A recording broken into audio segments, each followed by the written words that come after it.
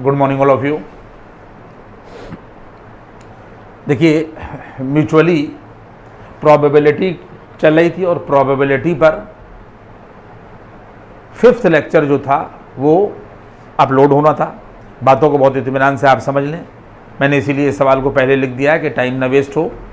हमने आप लोगों को म्यूचुअली एक्सक्लूसिव इवेंट्स और जो म्यूचुअली एक्सक्लूसिव इवेंट्स नहीं होंगे उनके फार्मूले बता दिए थे और उसके ऊपर काफ़ी डिस्कशन जो है वो हो गया था। उसी की कॉन्टिन्यूटी में सवाल चल रहे थे, जिसमें प्रोबेबिलिटी के लेक्चर 5 में देखिए सवाल की जो लैंग्वेज है वो ये है कि a card is drawn from an ordinary pack. सुनते जाइएगा। ऑर्डिनरी पैक का मतलब ये हो गया कि जो पैक होगा उसमें 52 कार्ड होंगे, ये बात आपने समझ ली, वही ऑर्डिनरी पैक कहलाता है। एंड अ गैम्बलर बेट्स, और गैम्बलर ने शर्त लगाई कि that a card is drawn from an ordinary pack, और क्या शर्त लगाई कि जो पत्ता है जो कह रहा है कि pack and gambler bet that it is a spade और एन एस, तो उसने ये शर्त लगाई कि जो पत्ता पैक से निकाला गया है, जो कार्ड उससे गड्डी से निकाला गया है, वो या तो स्पेड का है और या फिर वो इक्का है, एस है, स्पेड और एन एस। तो कह रहा है कि बताओ कि what are the odds against his winning the bet. तो ऑड्स पूछे जा रहे हैं, रेशियो पूछे जा रहे हैं। किसके रेशियो पूछे जा रहे हैं? अगेंस्ट हिज विनिंग द यहां के ऊपर बेट। अब सुनिए मेरी बात। पहली बात तो ये है कि कार्ड्स के बारे में या किसी भी चीज़ के बारे में आपको पूरी जानकारी जो है वो दी जा चुकी है, इसलिए अब उसके ऊपर बहुत बड़ा डिस्कशन जो है वो नहीं चलना है। जब आप कार्ड देखेंगे तो 52 कार्ड होंगे, जिसमें 13 स्पेड के होंगे। हमने यहाँ पर जो ए घटना मानी है वो स्पेड के लिए मानी है और बी को घटना माना है एस के लिए। दो चीज़ें हैं। तो जब आप कार्ड निकालिएगा तो कहता है स्पेड और एन एस, तो इसका मतलब 13 पत्ते स्पेड के होंगे। सब बच्चे सुन लिए, 13 पत्ते 13 कार्ड जो है वो स्पेड के होंगे। उसी 13 में एक इक्का होगा जो स्पेड का होगा। तो दोनों में क्या चीज़ कॉमन हो गई? कॉमन ये हो गई कि वो इक्का भी होगा और स्पेड भी होगा, हो सकता है।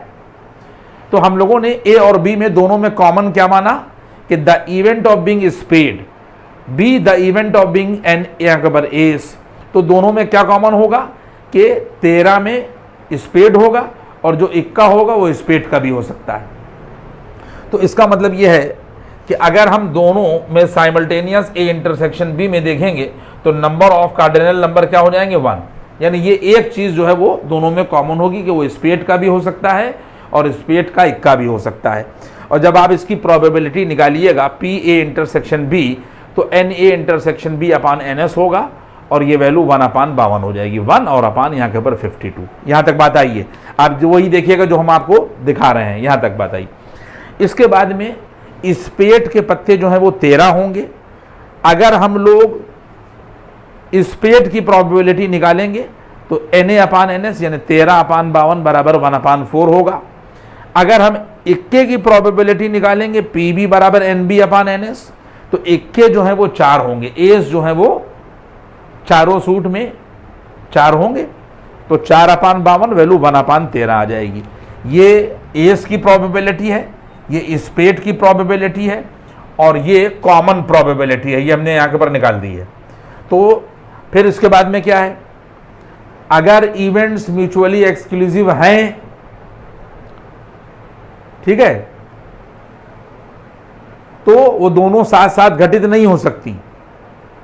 तो सिचुएशन क्या है कि A and B are not mutually exclusive. A and B are यहां पे लिख दिया है हम लोगों ने, यहां के ऊपर नॉट म्यूचुअली एक्सक्लूसिव। और अगर नॉट म्यूचुअली एक्सक्लूसिव होंगी, क्योंकि ये दोनों घटनाएं साथ साथ घटित हो सकती हैं, इक्का भी निकल सकता है और स्पेड का पत्ता भी साथ में निकल सकता है। बात समझ में आ रही है? जो घटनाएं साथ साथ घटित ना हो वो म्यूचुअली एक्सक्लूसिव और जो हो जाए वो नॉट म्यूचुअली एक्सक्लूसिव। तो अगर हम 52 की गड्डी से कार्ड निकालेंगे तो वो स्पेड का भी हो सकता है और इक्का भी हो सकता है, स्पेड का इक्का। तो इसका मतलब यह है कि ए यूनियन बी, ये दोनों घटनाएं साथ साथ घटित हो सकती हैं। ए यूनियन बी बराबर P A plus P B minus P A intersection B होगा। और जब हम यहाँ पर पी ए यूनियन बी बच्चों रखेंगे तो पी ए की वैल्यू 1/4 होगी, और पी बी यहाँ से देखो 1/13 निकाली है, और पी ए इंटरसेक्शन बी 1/ यहाँ के ऊपर 52 निकाली है। तो जब आप इसको सॉल्व करिएगा तो ये आ जाएगा 4/13। जब आप इसकी कॉम्प्लीमेंट्री निकालिएगा, देखिए ये है, जब इसकी कॉम्प्लीमेंट्री निकालिएगा तो डैश लगा दिएगा, तो P और फिर यहाँ के ऊपर ये डैश बराबर 1 minus P A union B होगा, 1 माइनस 4/3 बराबर आ जाएगा 9/13। जब आप ऑड्स अगेंस्ट हिज विलिंग निकालिएगा तो कॉम्प्लीमेंट्री ऊपर रहेगी और इसकी प्रोबेबिलिटी नीचे रहेगी। कॉम्प्लीमेंट्री हम लोगों ने देखिए 9/13 ये रख दिया, और पी ए यूनियन बी ये रख दिया, रेशियो निकाला जा रहा है, बात समझ लीजिएगा। तो ये 13 और ये 13 जो है वो कैंसिल हो जाएगा, आ जाएगा 9/4। यानी इसका मतलब ये है कि odds against his winning the bet जो है वो 9:2 यहाँ के ऊपर 4 मिलेंगे। ये एक प्रॉब्लम मैंने आप लोगों को यहाँ के ऊपर लगवा दी। अब इसके बाद में दूसरी प्रॉब्लम देखिए।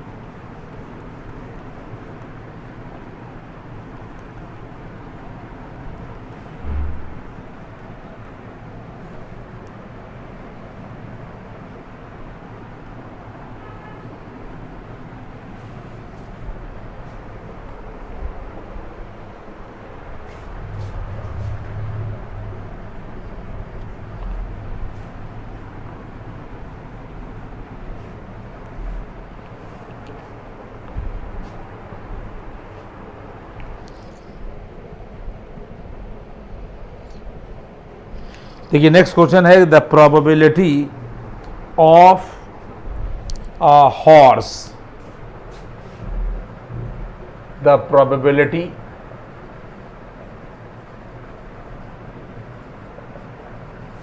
Of a horse capital A winning a race, capital A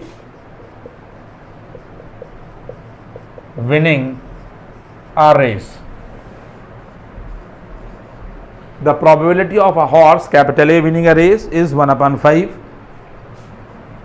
is 1/5, and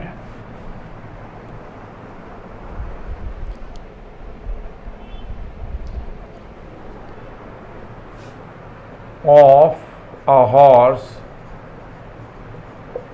B winning a race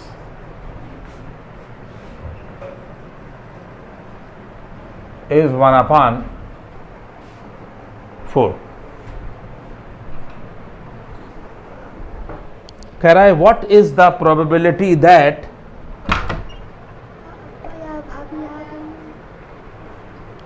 what is the probability that what is the probability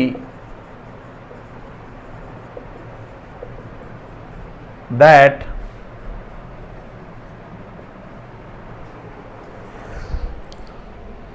number 1 either of them, either of यहाँ के पर them will win, either of them will win, और number 2 है none of them will win, number 2 है none of them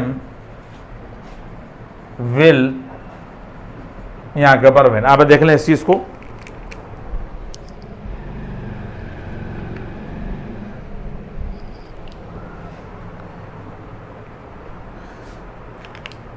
the probability of horse ए, देखिए ए के लिए हम लोगों ने यहाँ के ऊपर इवन घटना मान ली है, और हॉर्स बी के लिए and of a horse B के लिए हम लोगों ने यहाँ के ऊपर E2 मान लिया है। तो सवाल में कह रहा है कि the probability of a horse A इसके लिए इवन मानिए, विनिंग अ रेस इज 1/5, और बी के लिए बच्चों E2 हटना मानी है, और इसके लिए प्रोबेबिलिटी इस घोड़े के जीत जाने की 1/4 दे रखी है। कह रहा है कि what is the probability that either of them will win. देखिए आइदर ऑफ देम विल का मतलब क्या हो गया कि आइदर ए और बी। देखिए पहला जो पॉइंट होगा बच्चों वो क्या होगा, पहला पॉइंट ये होगा कि PE1 यूनियन यहाँ पर E2 और बराबर हो जाएगा यहाँ पर PE1 और प्लस यहाँ पर E2, और here E1 and E2 are mutually exclusive events, क्योंकि दोनों घोड़े साथ साथ नहीं जीत सकते, कोई एक जीतेगा, तो दोनों इवेंट्स जो है वो म्यूचुअली एक्सक्लूसिव होंगी। तो PE1 यूनियन E2 यानी आइदर A और B बराबर PE1 प्लस PE2 होगा, and both the events are mutually exclusive. तो वैल्यू आ जाएगी बच्चों PE1 यूनियन यहाँ के पर E2 बराबर, ये वैल्यू यहाँ के पर 1/5 होगा और प्लस 1/4 होगा।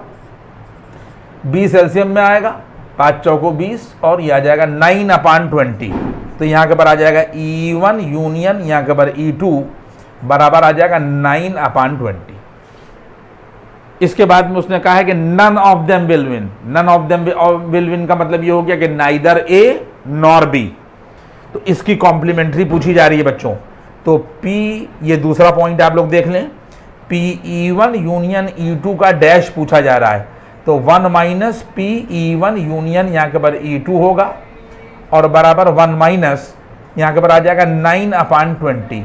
तो ये वैल्यू आ जाएगी यहाँ के पर 11/20। देखिए एक probability either of them will win की 9/20 मिलेगी, आइदर ए और बी, और none of them will win यानी नाइदर ए और नॉर बी, इसकी कॉम्प्लीमेंट्री हो जाएगी जो 1 माइनस हो जाएगी, और ये आ जाएगा यहाँ के ऊपर 11 यहाँ के ऊपर 20। ये अगला सवाल हो गया। नेक्स्ट क्वेश्चन देखिए,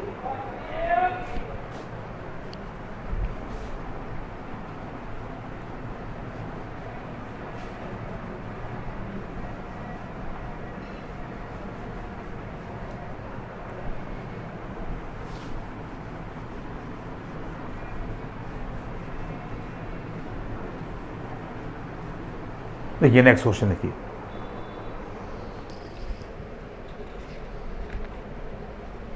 कहता है अ बैग कंटेन, बच्चों देखिएगा, कहता है कि अ बैग कंटेन, नेक्स्ट क्वेश्चन देखिए, कहता है अ bag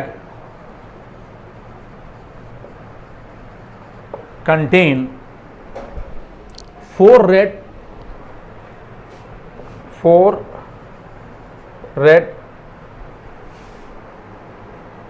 5 white 7 black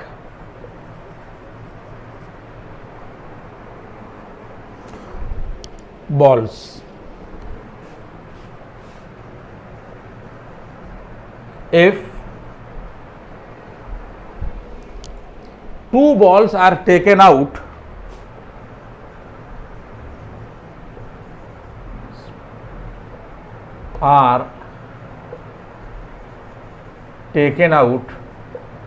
at random,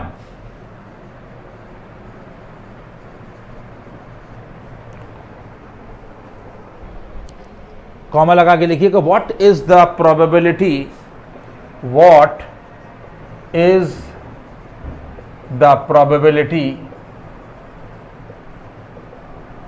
what is the probability that both of them will be black, what is the probability that both of them will be black or both will be white or both will be white। देखिए आप लोग सवाल को समझिए, इस type के सवाल बहुत इंपॉर्टेंट होते हैं। आप देखें, कहता है कि एक बैग है जिसके अंदर 4 रेड हैं, 4 यहाँ के ऊपर रेड हैं, 5 वाइट हैं, और 7 जो है वो यहाँ के ऊपर ये ब्लैक बॉल्स हैं।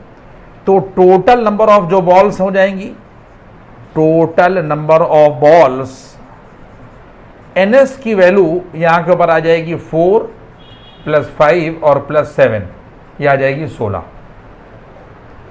अब कहता है कि if 2 balls are taken out at random, 2 ball निकाले जाते हैं, 2 बॉल सिलेक्ट किए जाते हैं। 2 balls टेकन आउट का मतलब 2 balls are selected out of 16 are taken out at random, what is the probability that both of them will be black, और both of them will be यहां के पर जो है वो वाइट। तो अब सबसे पहले इसमें ब्लैक की जो प्रोबेबिलिटी होगी, देखिए यहां के पर P, ब्लैक की जो प्रोबेबिलिटी होगी वो आ जाएगी 7 अपान, यहां के ऊपर देखिए 7 है, ये 7। तो इसका मतलब ये है, देखिए मैंने आप लोगों को ये बात पढ़ा दी थी, आप समझ लें इस चीज को कि ये N ब्लैक होगा, N ब्लैक, और यहां के पर आ जाएगा यहां के पर NS। मैंने परम्यूटेशन कॉम्बिनेशन इसके पहले इसीलिए जान के पढ़ाया था कि आप लोग परम्यूटेशन और कॉम्बिनेशन को समझ लें। यहाँ पर क्या होगा, यहाँ पर हम लोग ब्लैक की प्रोबेबिलिटी निकालेंगे। तो इसका मतलब यह है कि व्हाट इज द प्रोबेबिलिटी कि both of them will be black. Both का मतलब ये कि दोनों, 2 गेंद निकाली जा रही हैं, दोनों। तो इसका मतलब यह है कि हमारे पास में टोटल यहाँ के पर ये 7 होगा और ये C2। ये जो ब्लैक का फेवर होगा, फेवरेबल नंबर ऑफ वेज होंगे, selection of 2 balls out of 7, ये पढ़ा दिया मैंने परम्यूटेशन कॉम्बिनेशन में। Selection of 2 balls out of 7 और अपॉन 16 C2 यहाँ के पर बच्चों ये होगा। तो बराबर ये वैल्यू यहाँ के पर ये फैक्टोरियल 7, फैक्टोरियल 2 और फैक्टोरियल यहाँ के पर 5 होगा, फैक्टोरियल 16 होगा, फैक्टोरियल 2 होगा और फैक्टोरियल 16 में से 2 गया 14। ये सिचुएशन आएगी। और जब तुम लोग कहता है both of them will be black और बोथ विल बी यहाँ के पर वाइट, तो जब तुम लोग बच्चों यहाँ के पर वाइट की निकालोगे, ये W है, तो बराबर वाइट कितने हैं हमारे पास 5, तो ये आ जाएगा 5 C2 और अपॉन 16 C2 आएगा। Selection of 2 balls out of total 5 और ये total number of ways 16 C2 होंगे। तो बराबर ये वैल्यू आ जाएगी जाकर यहाँ के पर फैक्टोरियल 5 अपान फैक्टोरियल 2, फैक्टोरियल 5 में से 2 गया 3 और ये वैल्यू आ जाएगी जाकर यहाँ के पर 16 और अपॉन यहाँ के पर फैक्टोरियल 2 होगा और फैक्टोरियल 14। देखिए ये निकाल दिया गया है। अब इसके बाद में अगर हम इसको B से रिप्रेजेंट करें ब्लैक को और इसको यहाँ के पर वाइट को, तो ये दोनों म्यूचुअली एक्सक्लूसिव इवेंट्स होंगी, क्योंकि या तो दोनों काली होंगी या दोनों सफेद, ये साथ साथ घटनाएं घटित नहीं होंगी। इसलिए सारे बच्चे यहाँ के पर देख लें कि both the events are mutually exclusive. ये आ जाएगा B ब्लैक यूनियन वाइट बराबर हो जाएगा B PB और प्लस यहाँ के पर आ जाएगा वाइट। दोनों इवेंट्स म्यूचुअली एक्सक्लूसिव होंगी तो आइदर ब्लैक और वाइट होगा, तो बराबर PB + PW ये फार्मूला इस्तेमाल होगा। और PB की जगह के ऊपर हम लोग यहाँ के ऊपर 7 C2 और अपान 16 C2 ये वाली वैल्यू रखेंगे, ये वाली वैल्यू, और उसके बाद में ये रखेंगे प्लस 5 C2 और अपॉन यहाँ के ऊपर आ जाएगा 16 C और यहाँ के ऊपर ये 2, तो बराबर आ जाएगा 7 C2 और प्लस 5 C2 और अपॉन यहाँ के ऊपर आ जाएगा 16 C2। अब सारे लोग NCR वाला फार्मूला यहाँ पर इस्तेमाल कर लीजिएगा। NCR बराबर फैक्टोरियल N अपान फैक्टोरियल R और फैक्टोरियल N माइनस यहाँ के ऊपर R होता है। पॉइंट समझ में आ रहा है? इस फार्मूले को यहाँ पर इस्तेमाल करिएगा तो आंसर आ जाएगा 31/120। नोट कर लिया अपने पास, 31/120 ये इसका आंसर आएगा। मैंने आप लोगों को यहाँ पर बता दिया, जब भी कहीं से कोई चीज़ निकालना हो तो आप लोगों के दिमाग में कॉम्बिनेशन यानी सिलेक्शन की बात रहना चाहिए। Selection of 2 balls out of 5, selection of 2 balls out of यहाँ के पर 7, नीचे क्या होता है NS total number of ways होते हैं, selection of 2 out of total 16। यहाँ तक हमारी बात जो है वो पहुँची। अब इसके बाद में आप देखें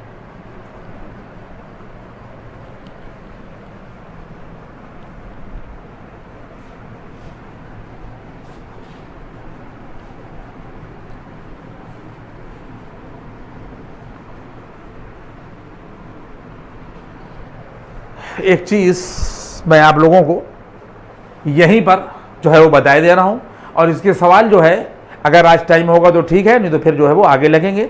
हेडिंग है आप लोगों, देखिए अभी तक जो हमने पढ़ा वो एडिशनल थ्योरम थी, ठीक है, एडिशन थ्योरम। और ये क्या है, यहाँ पर है मल्टीप्लिकेशन थ्योरम। ये हम लोग हमारे पास में यहाँ के पर है मल्टीप्लिकेशन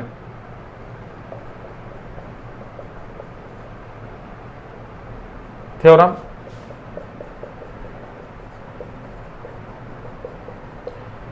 ये मल्टीप्लिकेशन थ्योरम के उसमें अंडर आएगी, और यह है कंडीशनल प्रोबेबिलिटी। कंडीशनल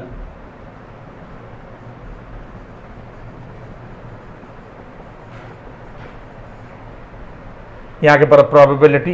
देखिए हम एक बात आपको कंडीशनल प्रोबेबिलिटी और मल्टीप्लिकेशन थ्योरम के रिकॉर्डिंग बता दें कि हम लोग जब इस थ्योरम पर सवाल लगाएंगे और फार्मूलों को इस्तेमाल करेंगे तो एक बात आपके जहन में रहना चाहिए कि अगर दो घटनाएं हैं, देखिए सब किताबों में इसी तरह लिखा हुआ है, और वही बात मैं आपको समझा रहा हूं, लेकिन मैं आपको बहुत क्लैरिफाई करके समझा रहा हूं कि अगर हमारे पास में दो इवेंट्स हैं और अगर एक इवेंट ए है और दूसरी बी है,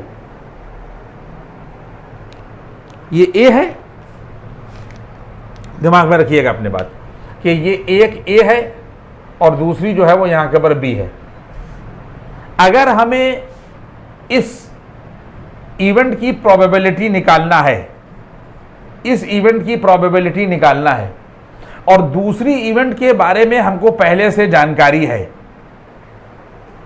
अभी मैं या अगले टर्न पर सवाल भी लगाकर आपको दिखाएंगे, लेकिन आपके दिमाग में ये बात रहना चाहिए कि ये हमारे पास में दो इवेंट्स हैं। अगर हमें ऊपर वाली घटना की प्रोबेबिलिटी निकालना है तो इसके बारे में हमें पहले से पता होगा।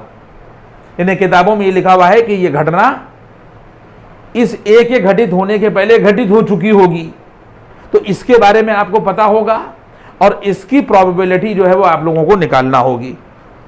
अगर किसी घटना की प्रोबेबिलिटी निकालना है और इसके बारे में आपको पहले से पता है तो यह कहलाती है कंडीशनल प्रोबेबिलिटी। यानी कंडीशनल प्रोबेबिलिटी की डेफिनेशन क्या है कि दो घटनाएं अगर हैं तो एक घटना की प्रोबेबिलिटी निकालना जबकि दूसरी के बारे में ऑलरेडी आपको पता हो, यह कंडीशनल प्रोबेबिलिटी कहलाती है। और इसको रिप्रेजेंट करने के लिए पी ए अपान बी का यहां पर इस्तेमाल करते हैं, और वैल्यू देखिए ये आ जाए, ये हो गई, और बराबर ये कंडीशनल कहलाएगी, और ये होती है यहाँ के ऊपर इसका फार्मूला होता है पी ए इंटरसेक्शन बी और अपॉन यहाँ के ऊपर ये पी बी। ठीक इसी तरीके से अगर हमारे पास बी ऊपर है और ए नीचे है तो इस घटना की प्रोबेबिलिटी हमें निकालना होगी और इसके बारे में हमें पहले से पता होगा। तो ये लिखा हुआ होगा यहाँ के ऊपर पी ए इंटरसेक्शन बी और अपॉन यहाँ के ऊपर ये आ जाएगा यहाँ के ऊपर बी। ये फार्मूले आप देखते जाएं, ये कंडीशनल प्रोबेबिलिटी है, ये मल्टीप्लिकेशन थ्योरम भी कहलाती है, और इसके अंदर कंडीशनल प्रोबेबिलिटी यहाँ के ऊपर ये है।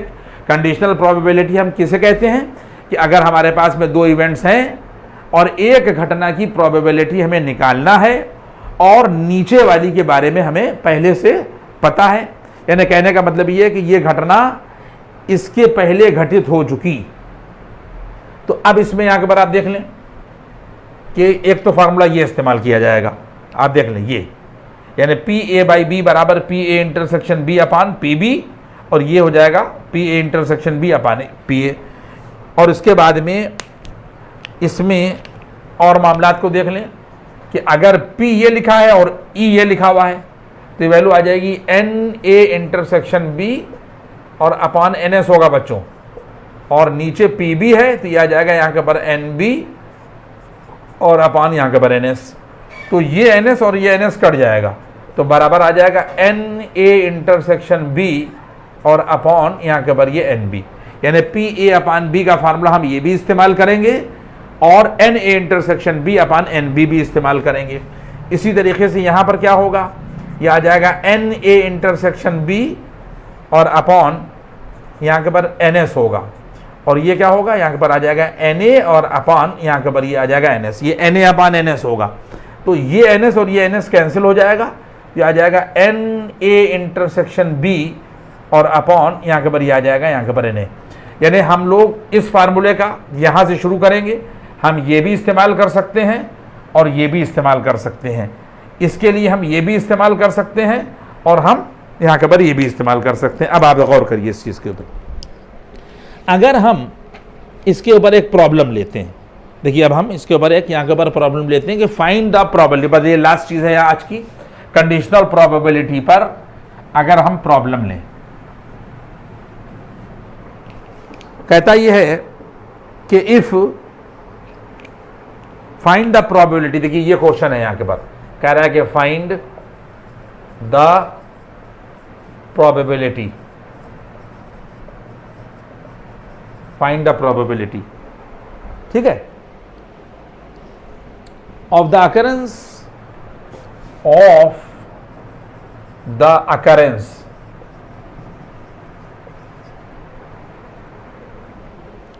of a number greater than 2, of a number greater than 2 in a throw of dice, in a throw of dice, in a throw of, यहाँ के ऊपर dice, ये कंडीशनल पर सवाल चल रहा है, of dice, if it is known that, if it is known that, क्या known that,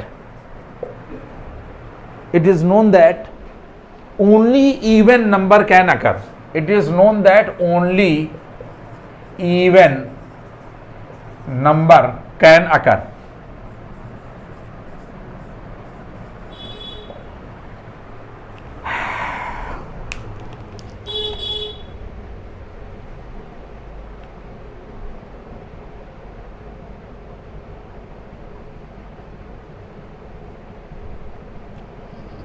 देखिए इसमें अब आप लोग देखते जाइएगा हर चीज़ को।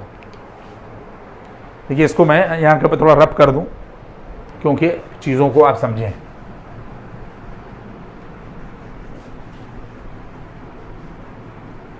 देखिए मैंने कंडीशनल प्रोबेबिलिटी आप लोगों को पढ़ाई और कंडीशनल प्रोबेबिलिटी पर मैंने ये प्रॉब्लम आपको डालकर दिखा दी कि चीज़ें जो है वो आपकी समझ में आ जाएं। तो ये क्वेश्चन है और हम लोग कंडीशनल प्रोबेबिलिटी का ही फार्मूला इसके अंदर इस्तेमाल करेंगे और सवाल जो है वो कंडीशनल प्रोबेबिलिटी से किस तरह लिंक होगा ये बात आप देख लें। कंडीशनल प्रोबेबिलिटी में मैंने आप लोगों को बता दिया है कि अगर हमारे पास में दो इवेंट्स हैं तो एक की प्रोबेबिलिटी निकाली जाएगी और एक के बारे में पहले से आपको जो है वो पता होगा। Find the probability of the occurrence of a number greater than 2 in a throw of dice, dice फेंका जाएगा तो सैंपल स्पेस 1 2 3 4 5 6 बनेगा। If it is known that, देखिए सिचुएशन क्या है कि ये आपको पता है, क्या पता है कि that only even number can यहाँ के ऊपर अकर। तो इसका मतलब ये है कि अगर इस इवेंट को कैपिटल ए से डिनोट किया जाए तो 2 4 और यहाँ के ऊपर ये यहाँ के ऊपर 6 आएगा क्योंकि सवाल में कह दिया गया है कि सिर्फ इवन नंबर ही आता है। तो 2 4 6 सैंपल स्पेस से होगा। अब इसके बाद में जिस चीज़ की प्रोबेबिलिटी आप लोग को निकालना है वो क्या है, ग्रेटर देन 2। ग्रेटर देन 2 का मतलब ये हो जाएगा कि 4, 6 देखते रहिएगा। इसकी प्रोबेबिलिटी हम लोगों को जो है वो निकालना है। तो इसका मतलब ये हो गया कि अगर हम ए इंटरसेक्शन बी बच्चों करेंगे तो ए इंटरसेक्शन बी में सिर्फ 4, 6 मिलेगा और एन ए इंटरसेक्शन बी बराबर सिर्फ 2 एलिमेंट होंगे तो यहाँ पर आ जाएगा 2। और हम लोगों को जो निकालना है वो इसकी प्रोबेबिलिटी निकालना है, किसकी, ग्रेटर देन 2। ये लिखा हुआ है देखिए, greater than 2 in a throw of dice, find the probability of the occurrence of a number greater than 2। तो बी की निकालना है और जबकि हम लोगों को ऑलरेडी ए के बारे में पता है, इस पॉइंट को आप समझ लें, हम लोगों को इसकी प्रोबेबिलिटी निकालना है और पता क्या है, पता यह है कि सिर्फ इवन नंबर ही आते हैं। ठीक समझ पाता कि इसी को हम लोग कंडीशनल प्रोबेबिलिटी कहते हैं और फार्मूला मैंने आप लोगों को बता दिया था कि एन ए इंटरसेक्शन बी और अपॉन यहाँ के ऊपर ये आ जाएगा एन ए। आप इसके पहले का जो बोर्ड देखेंगे तो सिचुएशन आपकी समझ में आ जाएगी। तो वैल्यू आ जाएगी यहाँ के ऊपर 2 अपॉन और एन ए जो है वो यहाँ के ऊपर 3 है। तो ये इसका यहाँ के ऊपर जो है वो आंसर हो गया। ये मैंने आप लोगों को कंडीशनल प्रोबेबिलिटी पर सवाल बताया। इसके बाद में फिर हम लोग आगे बढ़ेंगे और आगे बढ़ने के बाद में आप अगला क्वेश्चन देखिए।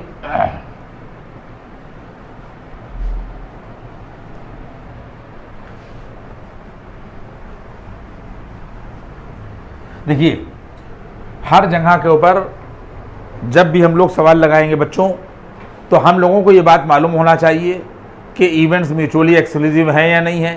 कंडीशनल प्रोबेबिलिटी यहाँ के ऊपर इस्तेमाल हो रही है। जो कंडीशनल प्रोबेबिलिटी में किसकी प्रोबेबिलिटी हम लोगों को निकालना है और कौन हमें ऑलरेडी जो है वो पता है। अगला क्वेश्चन आप देखिए, कह रहा है कि 2 डाइस आर थ्रोन। क्या कह रहा है कि 2 डाइस आर थ्रोन। ये अगला क्वेश्चन है बच्चों। कह रहा है कि 2 dice are throne.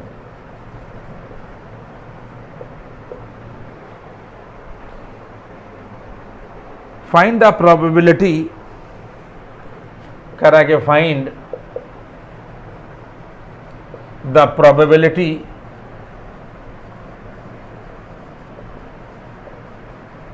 that find the probability that the numbers appeared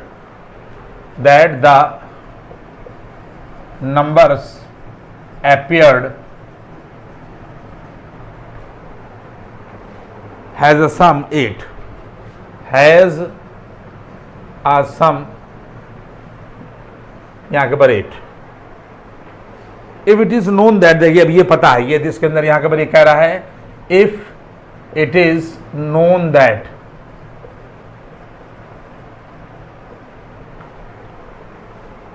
second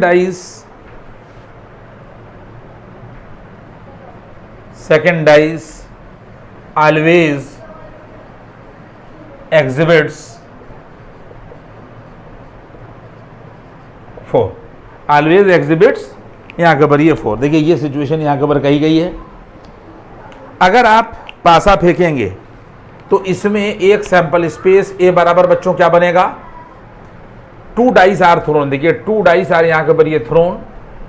find the probability, 2 dice में पहले पर 1 आ सकता है लेकिन दूसरे पर 4 ही आएगा, क्योंकि उसने कहा है कि if it is known that कि सेकेंड डाइस ऑलवेज एग्जिबिट्स यहाँ के ऊपर ये 4।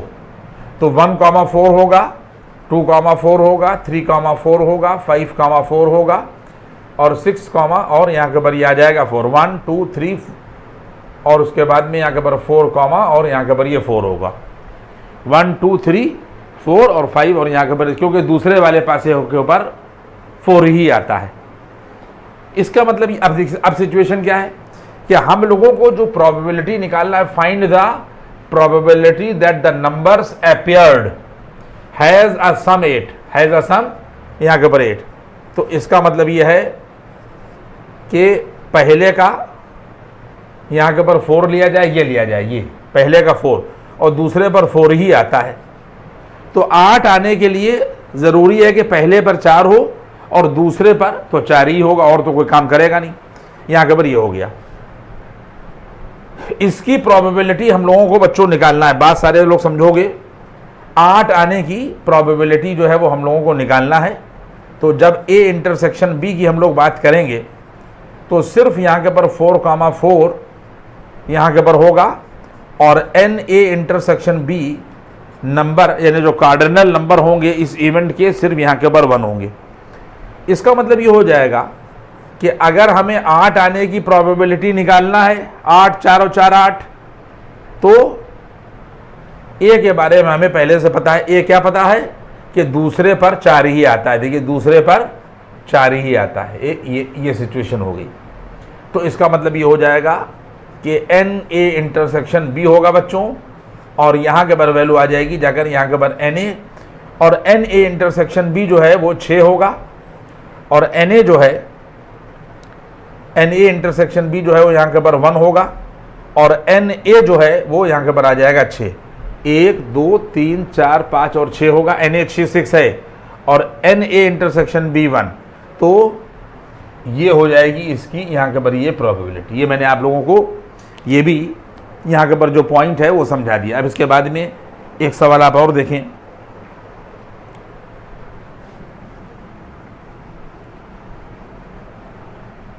इनको बैठ के बहुत इत्मीनान से रात में आप लोग देखें सवालों को, तो आपकी बातें समझ में आएंगी।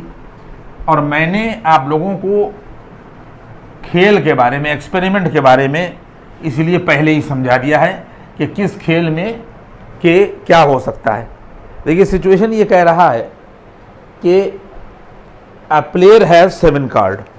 क्या कह रहा है बच्चों? यहाँ के ऊपर कह रहा है कि a player has 7 card in hand, इन यहाँ के ऊपर hand of which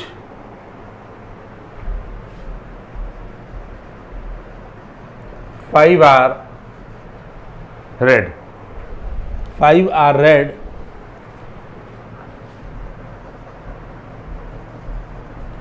and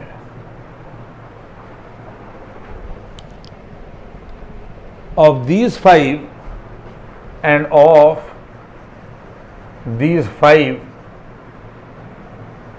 2 are kings, 2 are यहाँ के ऊपर ये किंग्स। फुल स्टॉप लगाइए और लिखिए अ कार्ड इज ड्रॉन। लिखिए a card is drawn, a card is drawn at random.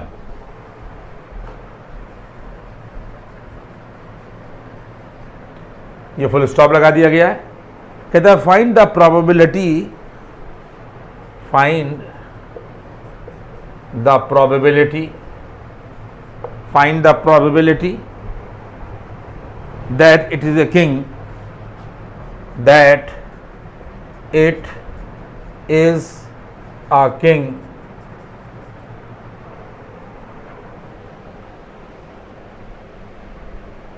it being known that it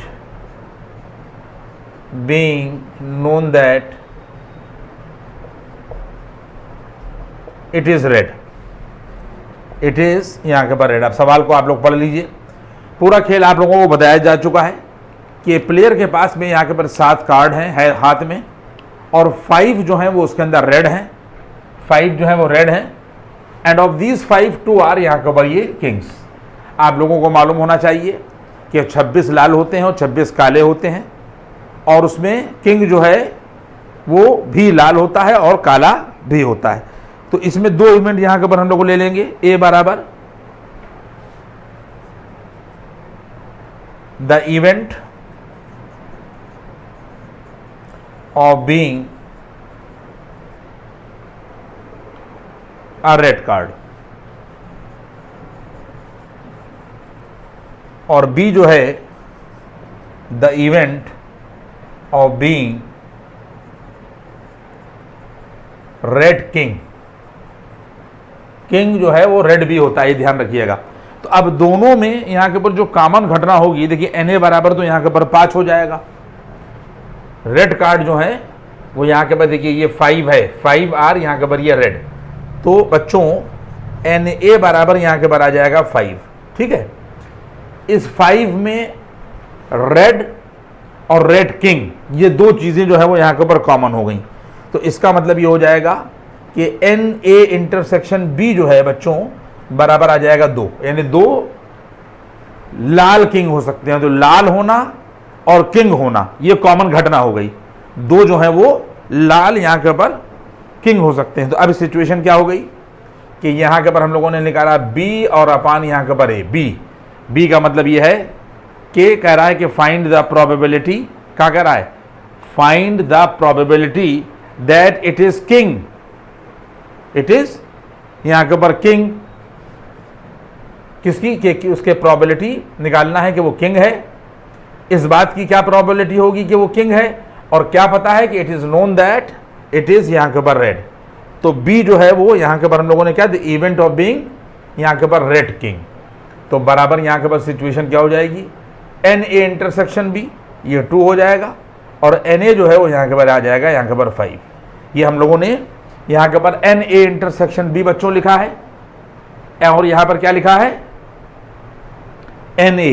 तो एन ए इंटरसेक्शन बी 2 हो जाएगा, और यहाँ पर एन ए जो है वो यहाँ के ऊपर 5 हो जाएगा। पॉइंट समझ में आ रहा है। तो यहाँ तक मैंने आप लोगों को पढ़ा दिया है, और इसके आज आप इस वीडियो को देख लीजिए। देखिए इसमें मैंने 2 चीज़ें आप लोगों को बता दी हैं। एक तो मैंने म्यूचुअली एक्सक्लूसिव के ऊपर आपको पूरी थ्योरी बता दी और सवाल बता दिए हैं, और कंडीशनल पर हम आ गए। 2 सवाल हमारे पास में और रहेंगे किताब में, वो मैं आपको और लगवाऊंगा, और उसके बाद में फिर जो है वो मैं आगे बढ़ूंगा। Thank you.